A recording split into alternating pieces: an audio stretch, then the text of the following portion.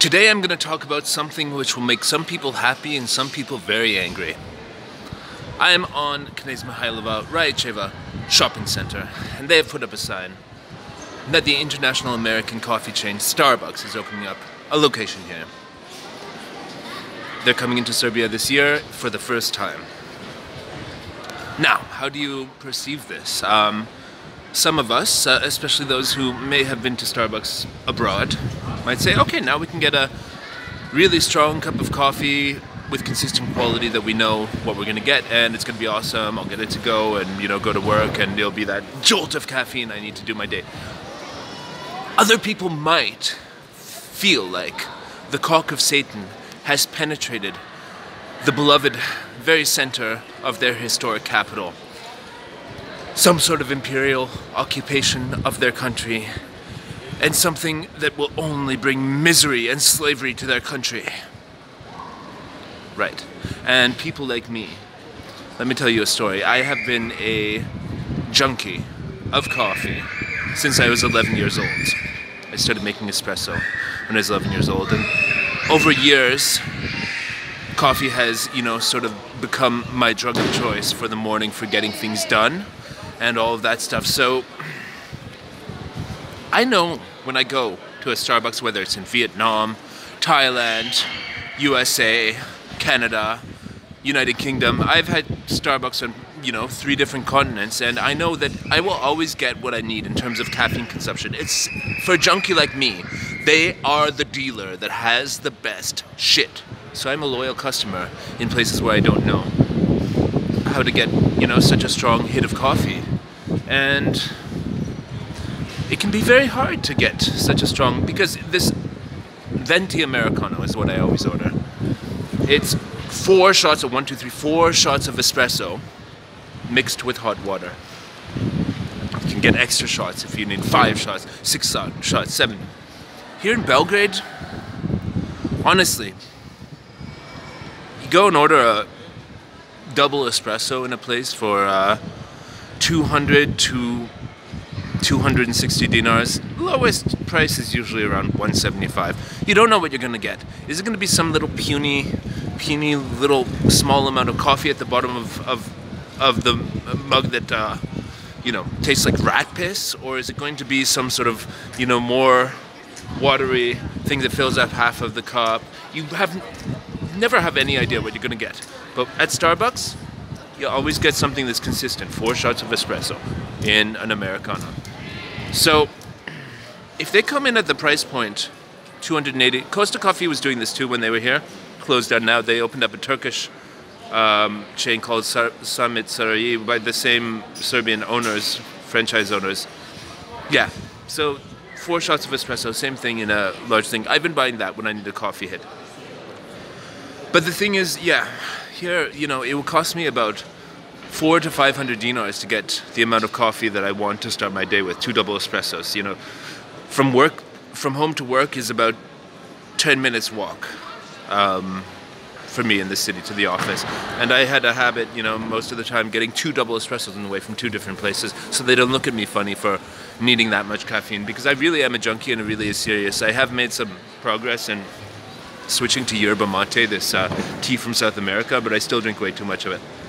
So, Starbucks, what does it represent for Serbia? More international brands coming in here. More sort of globalization coming in here. And, let me put something straight. I would really love to go to a local chain to fill my caffeine needs. I would really love that. However, none of them do it.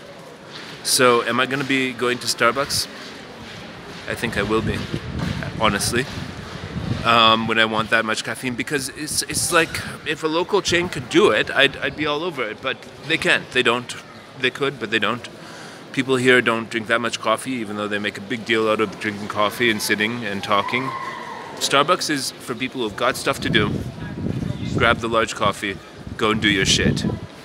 So that's what I use it for in other countries, getting going in the morning and stuff like that. So here it's going to be the same. And, well, a lot of people are going to hate it. So before you're a hater, Just think about this. Have you ever started your own business? Right. Do you provide your customers with a consistent experience? Do they know what to expect when they walk into your establishment? Right. Have you ever thought of expanding to multiple operations, locations, etc., and scaling your business and, getting the greatness of product that you work so hard to build from your knowledge and experience to get that to more people? Have you? Yeah, probably.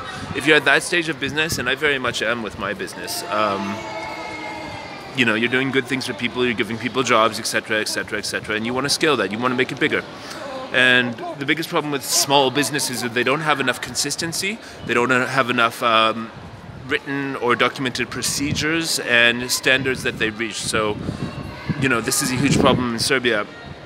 You can go to a restaurant and have staff that's really nice one time, and then the next time you'll get absolute cunts serving you because they have no consistency and they're hiring their friends, cousins, etc.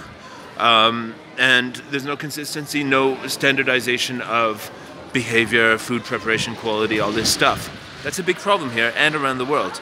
And so I think that, you might hate, like McDonald's is the best example of, they hire teenagers around the world to give a standard of excellence. Well, it's horrible food, but the standards are there and the standards are excellence, that there's a consistent product that goes around the world, and Starbucks is the same. You know what you're going to get. So, let's discuss this in the comments. This already exploded in a Facebook group I'm on, Belgrade Foreign Visitors Club. Is this a good thing or a bad thing for Serbia? For me, I'm neutral on this.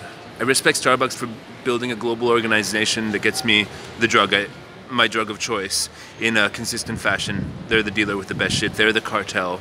And they don't let me down. So, for my selfish interests, it's a good thing. But also, I'd like to see local chains that could compete with Starbucks in the way that they're organized and the product that they deliver. Like, you've got Greenet, which is a Serbian chain. But if you go to Greenet, you will see things happening with your coffee. Like, for example, I got a large coffee there once, and I took the stir sticks, and in order to stir the sugar into my coffee, with their stir sticks, my finger was literally in the coffee because the stir sticks were too short to reach the bottom of their large coffee cup. That would never happen in Starbucks. No way. Would not happen. There's standards of excellence that would prevent that. So, if there's a Serbian entrepreneur out there, I would recommend that you copy everything Starbucks does and look into it, push your people, develop procedures, develop a standard of excellence, and then you will compete with Starbucks. And if you give me similar or better product, or at a similar or better price, I'll give you my business. But Starbucks has succeeded in delivering reasonably good coffee at reasonably good prices all around the planet. It might be more expensive here compared to Turska kafa in the kafana, but for us who like a certain standard of quality, let's call it upper middle class of quality, that's going to be for us. And people can be free to compete with them. So, running a business is hard. It's hard to motivate staff to give a consistent result on everything. And well, Starbucks, I'm sure they will succeed here in doing that. Will it stick around? Costa Coffee got sunk into the ground. Don't know the exact story of it, but maybe the same can happen to Starbucks, or maybe they will succeed. I support local Serbian businesses whenever I can. I'd rather, I've noticed that supermarkets now, especially Maxi, are starting to favor selling international products which can be actually fulfilled by local agriculture, and I think that is really, really bad. Coffee is something that has to be imported because it doesn't grow here, so I don't mind supporting foreign coffee chains or whatever, but for, I'd rather buy goat's cheese from Serbia rather than goat's cheese from Greece or other countries in the region, because the goat's cheese here is amazing. And it's a shame that Maxi is selling goat's cheese from other countries now, but that's what's happening. And so you do your part and go to the piazza, buy from, the people who buy from the farmers, and, support your local economy whenever you can, if the quality satisfies you.